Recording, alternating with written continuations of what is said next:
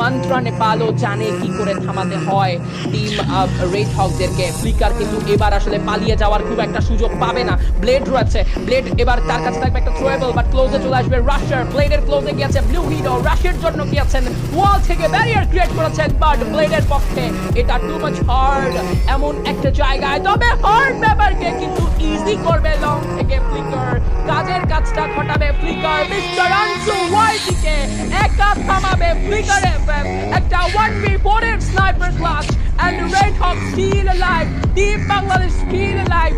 নেপালিদেরকে থামিয়েছে মিস্টার আনসু ওয়াইটিকে, #10 shut down করেছে। Wow. I guess এটা শুধুমাত্র রেড হাউস বলেই পসিবল ছিল। And তারা একটা খুবই বাজে একটা মিস্টেক করছে, সেটা হচ্ছে ব্লেড এবং ফ্লিকারের ঠিক মিড পয়েন্টে নিজেদেরকে এনে ছেড়ে দিয়েছেন, এবং তার দরুন কিন্তু এই জায়গাটাতে এই এলিমিনেশনটা এত দুর্দান্ত একটা পারফরমেন্সের পরেও এই এলিমিনেশনটা নিতে হলো মিস্টার আনসুদেরকে।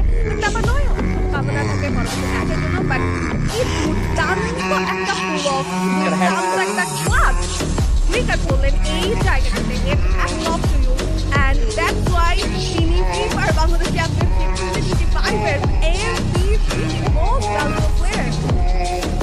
একদম। এবং এমন আসলে বিগ স্টেটস গুলোতে ফ্লিকার যখন এরকম আশা ভরসা বাঁচায় দলের জন্য, যেখানে প্রথম ম্যাচটা তাদের জন্য #12 এর ম্যাচ, দ্বিতীয় ম্যাচে এসে তাদেরকে আসলে যে কোনো ভাবেই আসলে কামব্যাক করতে হবে, ভালো স্কোর করতে হবে, সেই জায়গায় ফ্লিকারের এমন একটা পারফরমেন্স আমরা আসলে দেখতে চাই, এবং সেই দেখাটাকেই তারা কিন্তু আসলে দেখান, সেই শোগুলোই কিন্তু তারা আমাদের সামনে প্রোভাইড করে।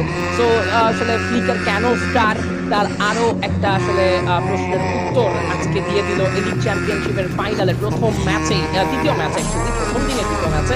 এদিকে ট্রাকশন টাইটান একটা ফাইটে জড়াবে লিগ স্টেজে টেবিল টপার, বারংবার একই নাম, কারণ পয়েন্ট টেবিলেও কিন্তু তাদের আসলে ভালো একটা স্কোর তারা পেয়েছিল উইকেট স্টার্টে, এবং এবার কিন্তু ফাইটে ট্রাকশন টাইটান শুরু করেছে। নাফনি আপাতত গার্বেজ থেকে নাফনিতে চাবেন মিড 7-9 দলের সবচাইতে দুর্দান্ত একজন রাশার, ক্লোজ রেঞ্জে যে কোনো টিমের আতঙ্কের জন্য কিন্তু একটা নামই যথেষ্ট। দেখুন একে একে 3টে প্লেয়ারকে হারিয়ে AKM মাসুম যাবেন কোথায়? সেম সাইডে লঞ্চ প্যাডের ব্যবহারটা করবেন ফর শিওর ট্রাকশন টাইটান, কারণ তারাও এবার কনফিডেন্স রয়েছে পুরোটা যে এই ফাইটে তারা হারায়নি ম্যান পাওয়ার। বাট দেখুন ট্রাকশন টাইটান কেন জানি এই ফাইটার এগোতেই চাইলেন না।